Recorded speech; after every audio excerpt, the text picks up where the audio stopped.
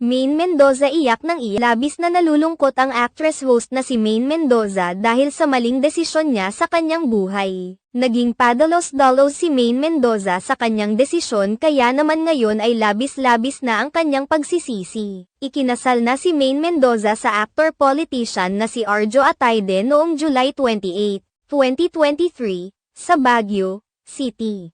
Ilang buwan matapos ang pagpapakasal ni Maine Mendoza kay Arjo Atayde ay napagdesisyonan nitong magpaputol ng buhok. Labis naman ang pagkadismaya ni Maine Mendoza at labis siyang nagsisisi dahil sa naging resulta ng pagpapagupit niya sa kanyang buhok. Hindi naman lingid sa kaalaman ng lahat na noong ikinasal sina Arjo Atayde at Maine Mendoza ay maikli na ang buhok ng aktres. Ayon sa pagbabahagi ni Maine Mendoza sa kanyang TikTok account, pinaputulan pa niya ito sa ibang bansa.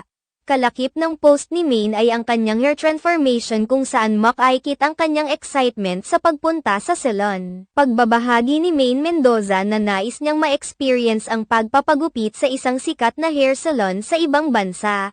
Subalit, nang makita niya ang resulta ay aminado siyang nadismaya siya at pinagsisisihan niya ang kanyang desisyon. When you are in a foreign country and you make a spontaneous decision to get a haircut at a well-known salon for the experience and spontaneity, only to regret it later. Sharing this TikTok with you because I really thought I'd come up with a cute new hair. Hoodies, content, but do not be fooled, it looks a bit off in person.